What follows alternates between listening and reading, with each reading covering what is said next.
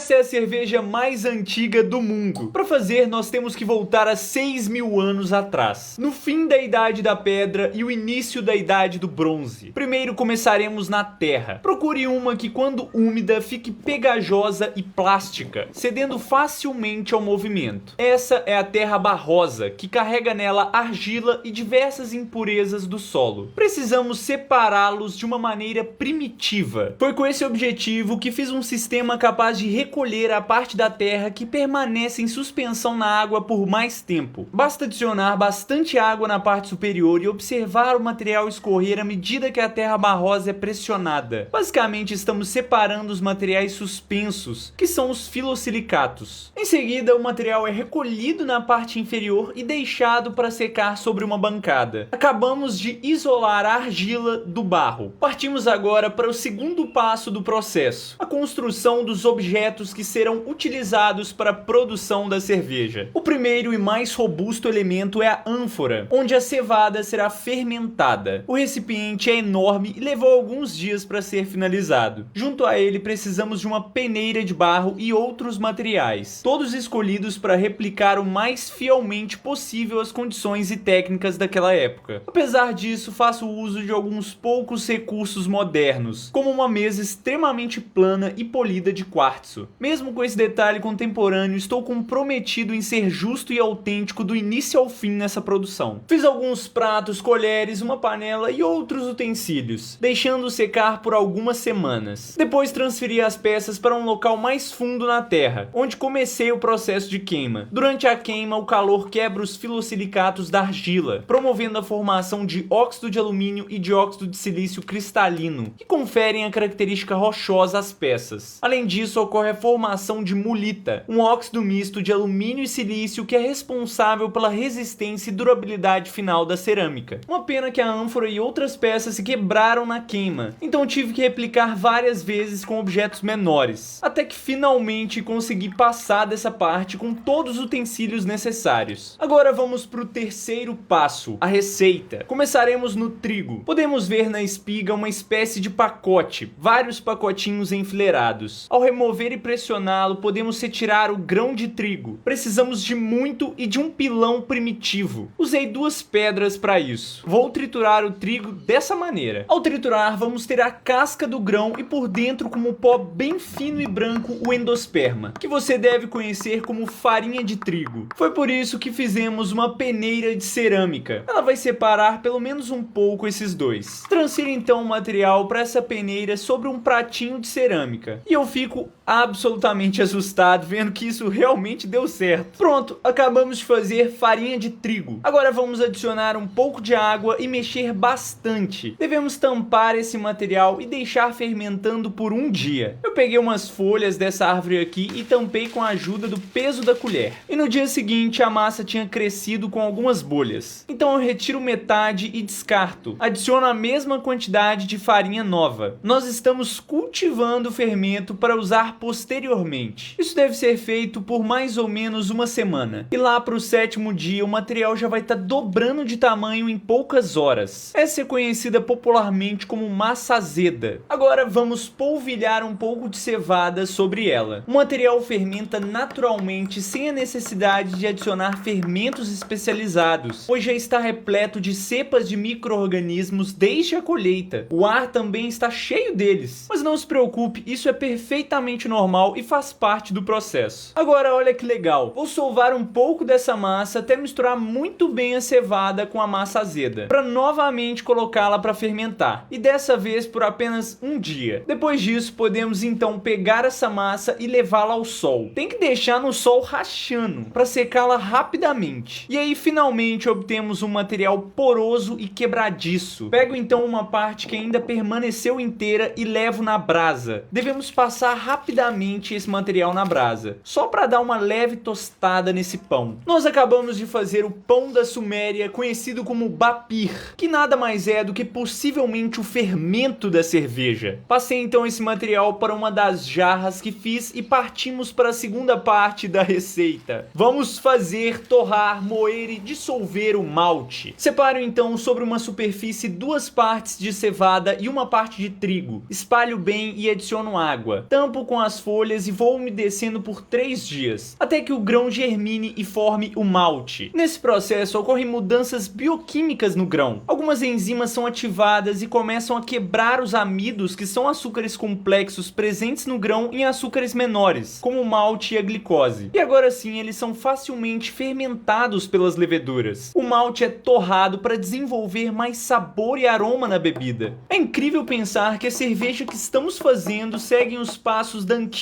Mesopotâmia, uma das civilizações mais antigas a dominar a arte da fermentação. O que mais me impressiona é o vasto conhecimento empírico que eles carregavam. O malte de cevada e trigo são então triturados e transferidos para uma jarra com água. Essa é então deixada próxima de uma fogueira para se aquecer muito fracamente. Outras enzimas acabam quebrando mais açúcares e o calor acaba os dissolvendo mais facilmente. Ao resfriar, levei para a jarra de fermentação e comecei a adicionar as especiarias usadas naquela época. A primeira era semente de coentro. É só triturar e levar uma pequena pitada. A outra é cardamomo, que tem um cheiro absurdamente gostoso. Depois, zimbro, que é estranho, mas também é bom. E finalizo com uma pequena pitada de erva doce. Finalizo as especiarias, pois existe um último ingrediente. Para fazê-lo, nós vamos colocar algumas pedras sobre uma pequena fogueira e uma das panelas que fiz com água e adicionar tâmaras. Essas devem ser adicionadas sem sementes. E para tirar é muito fácil, é só apertá-la. Nós vamos fazer um xarope de tâmara. É ela quem vai tornar a cerveja forte e doce. Isso porque contém bastante açúcar. Logo, será produzido mais álcool nessa fermentação. Algumas horas depois, o material ficou extremamente viscoso. E esse ponto tá perfeito. Eu espero esfriar e adiciono na nossa jarra. Acredito que a verdadeira receita seja algo muito próximo disso. É claro que podem haver falhas no processo que fiz, assim como nos descritos pelos estudos, já que nos baseamos em evidências históricas incompletas. A reconstrução de práticas ancestrais sempre carrega um pouco de interpretação e incerteza. Para finalizar, eu tampei a jarra com folhas e um pratinho de cerâmica. Molhei bastante e adicionei argila para tampar as laterais. Isso evita que o ar entre e os micro-organismos realizem respiração celular. Infelizmente, não consegui resina de pinheiro para impermeabilizar completamente meus utensílios. Então parte da cerveja vai vazar devido aos poros da cerâmica. Depois de 3 dias a cerveja está pronta. Então agora já posso usar os materiais modernos. Quero passar essa massa fermentada para o becker para observar a cor da bebida. Infelizmente vazou muita cerveja, mas deu para extrair um pouco da massa restante com o pano. Esperei algumas horas e os sólidos que passaram pelo pano já tinham se assentado. Então transferi para um pequeno frasco e chegou a hora de experimentar.